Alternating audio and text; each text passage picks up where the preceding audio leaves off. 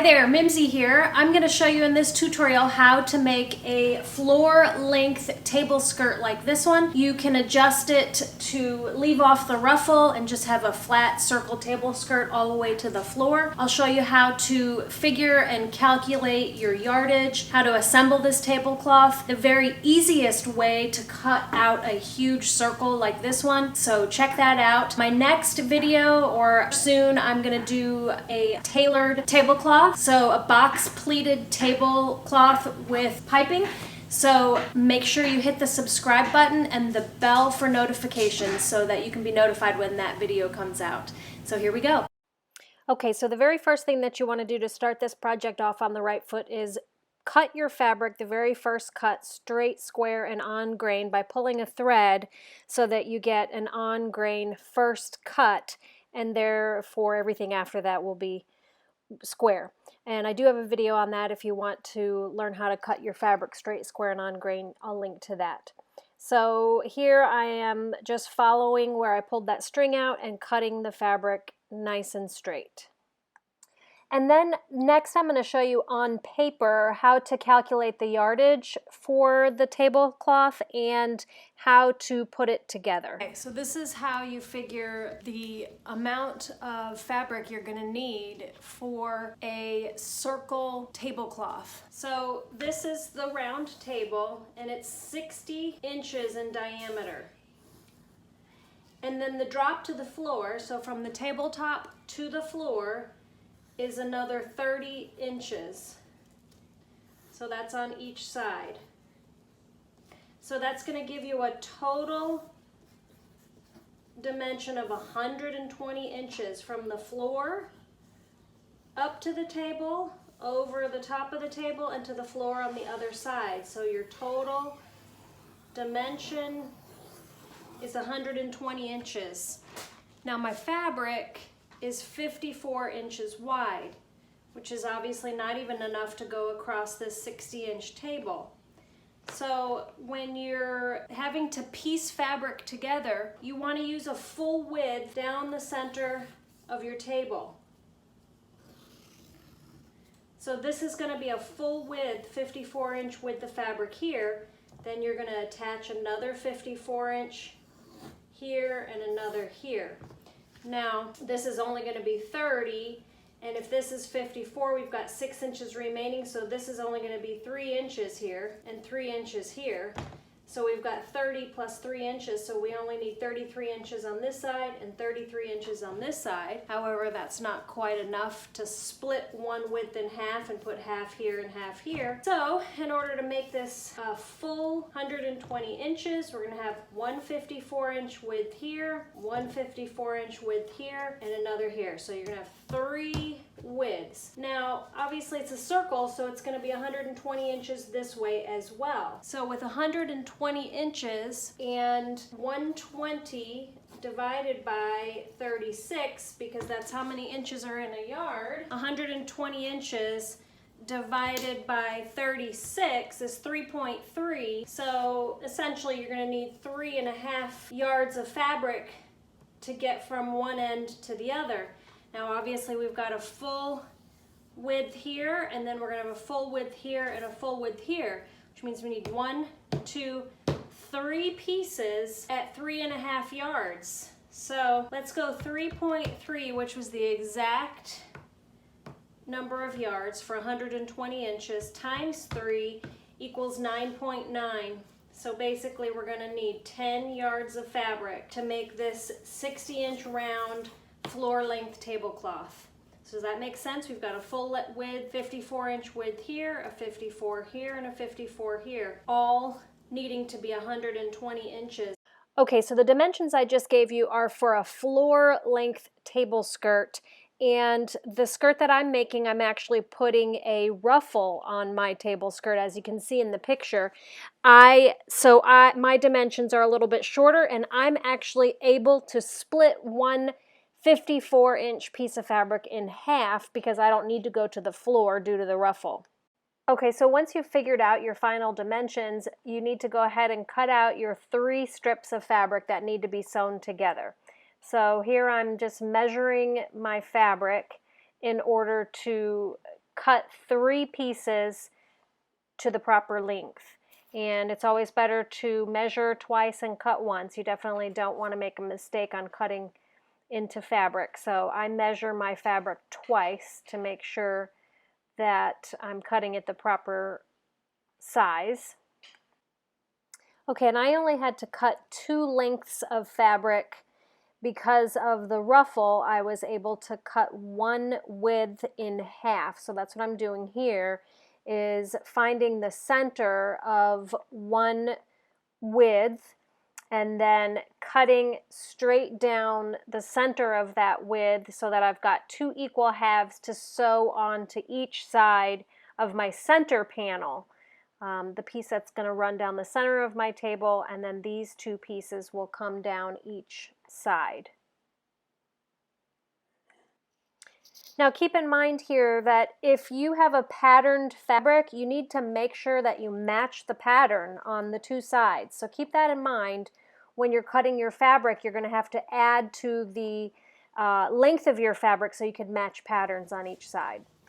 And so here I've got one side already sewn on, sewn and serged, and then the other side is pinned, and I still need to finish pinning the other side. But you see how I've got that center 54-inch width piece and then the 2 side pieces, which are 26 inches each. And now I'm going to continue to pin all the way down that side, and then I'll take it to my sewing machine and sew it and then serge all my seams. I did serge all my seams on this because I am going to need to wash this frequently. Okay, and after having the 3 sections sewn together and serged, the next step is to actually cut this into a circle, which I'm going to show you with a piece of paper that's shaped the same as my fabric, how I go about cutting this into a circle the easy way. So you're going to fold your piece of paper in fourths, so in half and then in half again. And just as a small example so you can see it in one screenshot, I'm using a protractor to draw my quarter of a circle onto the piece of paper. You put the point into the folded corner and then draw your quarter circle. You'll cut that out and you'll see you have a perfect circle that way. So you're going to do that exact same thing but on your fabric, large scale. So I have my fabric folded in fourths, so folded in half and then folded in half again, and you'll see that's the corner that has the 2 folds. Now I use a thumbtack and my fabric, my flexible ruler, and I put the thumbtack in the very end of my tape measure, and then I thumbtack that through the very corner of my folded fabric and into my wood tabletop. And then I pull that taut. Just make sure that your fabric is folded very flat and everything is square and lined up. Okay, then I went around the other side of the table so I could reach the other end of the tape measure easily. I put a hole in the tape measure with the sharp end of the protractor at the measurement that I need, which was 40 inches, because I need this to be 80 inches total, a circle, diameter 80 inches. So I put a hole right at 40 inches, enough for the pencil lead to fit into that hole. Then I shove my pencil into that hole, and then I just draw the circle all the way around with my pencil, making sure that my tape measure is pulled taut the whole time. Not so much that I pull that thumbtack out, but enough that I'm getting a nice even circle. So I just draw that circle with my pencil all the way around until I get to the folded edge.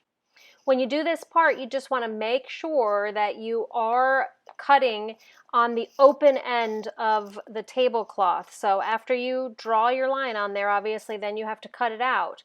But just double and triple check before you start cutting that you are cutting on the open end of the tablecloth, not the folded end, so that when you open it back up, you do have a complete circle and you're not cutting on the wrong part. So, you know, just check that a couple times before you start drawing and cutting your circle. You know what I mean? Does that make sense? Okay, and then cut that baby out. So just follow that pencil line carefully. Make sure you're cutting through all the layers nice and evenly. around that circle.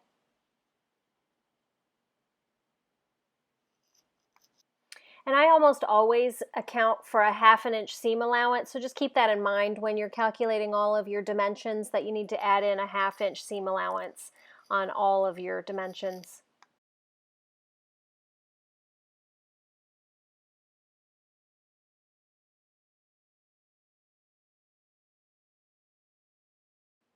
And then unfold that baby and take a look at your beautiful circle you have ready to either hem and leave it as is, put it on your table, or go ahead and put on your ruffle. So for me, the next step is to make my ruffle. So I'm just cutting out my 21-inch strips of fabric.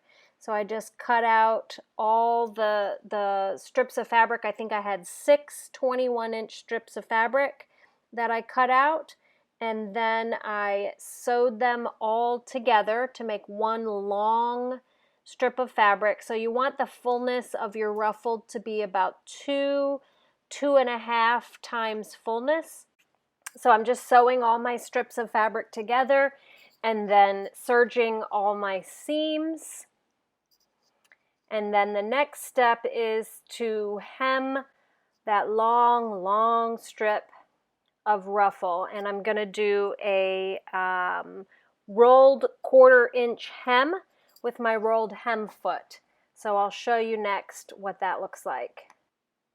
So this is the rolled hem foot. It has a little bit of a metal scroll at the front of it, and you just feed your fabric into the scroll and make sure that it's folded over enough, and it does a beautiful 1/4 inch tiny hem. Then after I put in the hem, I gathered up my ruffle, and I do this with a real simple method of holding on to my thread and creating tension manually. I don't like to adjust my tensioner, so I just hold my thread with my 2 fingers to basically create tension on the top thread so that it automatically comes out of my machine gathered. It gathers up the thread for you. So you see I'm holding that top thread, and the tighter you hold that, the tighter the gather is in the thread. So it comes out of your feed dogs and your presser foot already gathered up for you when you put a bunch of tension on it. I don't like to touch my tensioner, so I do that manually. I find it easy to do ruffles that way.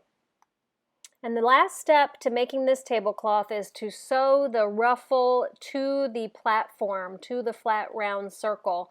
And I just pinned it all the way around and then take it to the sewing machine and sew it. I like to do that in quadrants, so I'll put my ruffle on halfway across. So I'll fold the ruffle strip in half, pin it off at the 2 halves, and then divide that up into quadrant, pin that, and then pin the areas in between so that I can make sure that I have enough ruffle and that the gathers are spread out and everything. That's the easiest way I find to pin that on, is to pin off half and then break that down and then pin in between, if you know what I mean.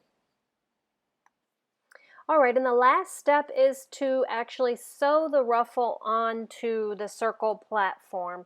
And I like to have my circle against the feed dog and the ruffle on top so that I can make sure that the ruffle gathers are in order, that they're straight down, and I have the right amount of gathering. I don't get big flat spots and then real heavy gathers in other spots. This way I can make sure that my gathers are evenly spaced and not folded over each other and crooked. The other thing is, when you sew with the ruffle up, you can make sure that you're sewing underneath the seam that you have there from the gather. The thread that gathered up your ruffle. You want to make sure that you're sewing your seam underneath that so that when you flip that over, it doesn't show, that thread doesn't show on the front side. And then you can, control how your gathers are. So this is the last step, is to sew that on and then serge the seam, serge that last seam, and your tablecloth is finished. You can go ahead and install your beautiful new tablecloth.